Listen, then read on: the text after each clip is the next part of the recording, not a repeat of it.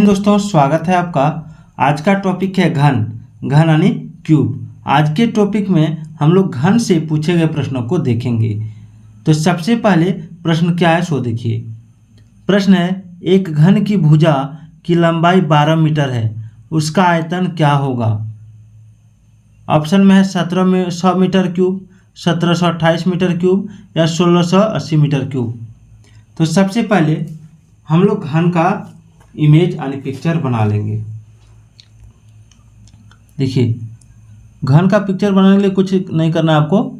इस तरह का लाइन देना है। पहले चारों तरफ से लाइन बराबर होना चाहिए। उसके बाद ये बीच में इस तरह डॉट मार के यहाँ से यहाँ तक लेके आइए और फिर इसको इस तरह कीजिए और इसको मिला दीजिए, इसको मिला दीजिए, इसको फिर मिला दीजिए और इसको मिला दीजिए। तो ये घन बन के तैयार हो गया। क्या बन गया? ये घन बन गया। ठीक है। तो घन की जो भुजाएं होती हैं यानी जितनी भी इसमें भुजाएं हैं सब आपस में बराबर होती हैं। ये अगर 12 मीटर लंबी है तो सारा 12 मीटर लंबा होगा। ठीक है। तो घन की भुजाएं जो है आपस में बराबर होती हैं, इसको याद रखिएगा। ठीक है। तो यहाँ सवाल में क्या है कि एक घन की भुजा की लंबाई 12 मीटर है, उसका आयतन क्या होगा। तो घन की भुजा की लंबाई कितनी है? तो यहाँ भुजा बराबर 12 मीटर। भुजा कितना है? 12 मीटर है। ठीक है। भुजा 12 मीटर है तो आयतन, घन का आयतन का सूत्र क्या होता है? घन का आयतन बराबर होता है भुजा पर पावर 3, यानी भुजा को 3 बार लिख के गुणा किया जाता है। ठीक है। इसको शॉर्ट में हम a क्यूब भी लिख सकते हैं। ठीक है, इस तरह। तो यहाँ पर क्या करेंगे? यहाँ पर लिखेंगे 12 गुना 12 गुना 12। 12 को 12 से गुना करेंगे तो 144 आएगा। 144 को 12 से गुना करेंगे तो 1728 आएगा। 1728 मीटर क्यूब। ये इसका आंसर हो गया। अगला क्वेश्चन देखिए। अगला क्वेश्चन है कि 12 सेंटीमीटर भुजा वाले एक घन का कुल पृष्ठफल निकालें। ऑप्शन में 1728 centimetre square, 144 centimetre square, 864 centimetre square. ठीक है। 12 सेंटीमीटर भुजा वाले एक घन का कुल पृष्ठफल। तो सबसे पहले घन बना लेते हैं। ये घन है।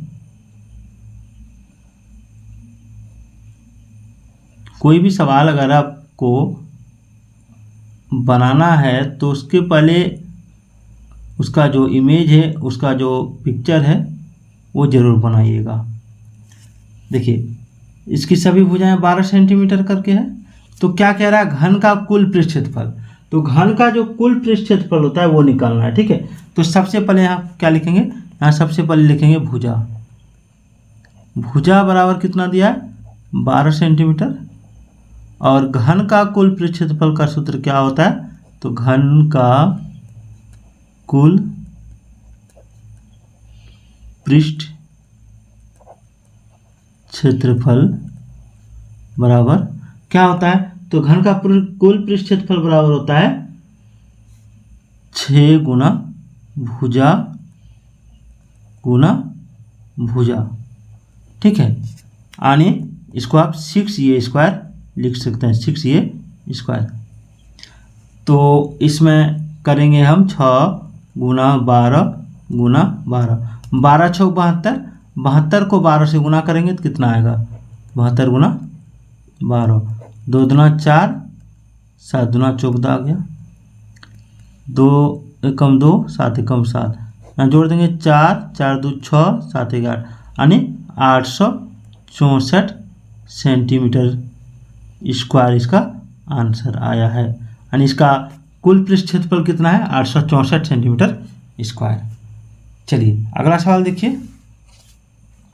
अगला सवाल है कि एक घन का विकर्ण 12 सेंटीमीटर है रूट के अंदर। ठीक है।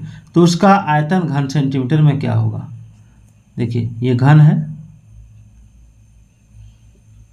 घन का जो विकर्ण होता है, ठीक है, घन का जो विकर्ण होता है एक घन का विकर्ण रूट 12 सेंटीमीटर, उसका जो आयतन है वो घन सेंटीमीटर में क्या होगा।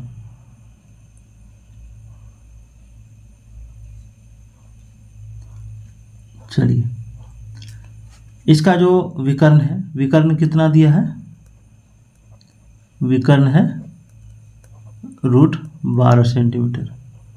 ठीक है, तो घन का विकर्ण का सूत्र क्या होता है, तो घन का विकर्ण इसका जो सूत्र होता है वो क्या होता है, तो देखिए घन का विकर्ण का सूत्र होता है 3 गुना रूट 3 गुना भुजा, रूट 3 गुना भुजा, या इसको रूट 3a भी आप लिख सकते हैं। ठीक है, तो ये का मान क्या निकलेगा, यहाँ पर 12 दिया है तो रूट 3a बराबर 12, रूट 12 है, रूट 3a बराबर रूट 12। ठीक है, आप क्या करेंगे, यहाँ a लिखेंगे, रूट 12 को रूट 3 से काटेंगे, यानी 12/3 ये रूट के अंदर आ जाएगा, इसको काटेंगे 4 बार में 4 हो जाएगा, यानी रूट 4 हो गया। अब रूट 4 को जब तोड़ेंगे तो कितना हो गया 2, यानी a कितना हो गया, भुजा कितना हो गया 2। तो सवाल में क्या कह रहा है कि एक घन का विकर्ण रूट 12 सेंटीमीटर है, तो उसका आयतन जो है घन सेंटीमीटर में क्या है। तो उसका आयतन घन सेंटीमीटर में निकालने के लिए क्या करना पड़ता है, तो आयतन जो होता है, आयतन का सूत्र क्या होता है, तो आयतन का सूत्र होता है भुजा गुना भुजा गुना भुजा, यानी इसको a³ लिख सकते हैं। तो a का मान आया कितना, a का मान 2 है, तो 2 गुना 2 गुना 2, यानी कितना आ गया 2³ यानी 8 आंसर आ गया। कितना आ गया 8। ठीक है, तो वीडियो कैसी लगी कमेंट जरूर कीजिएगा।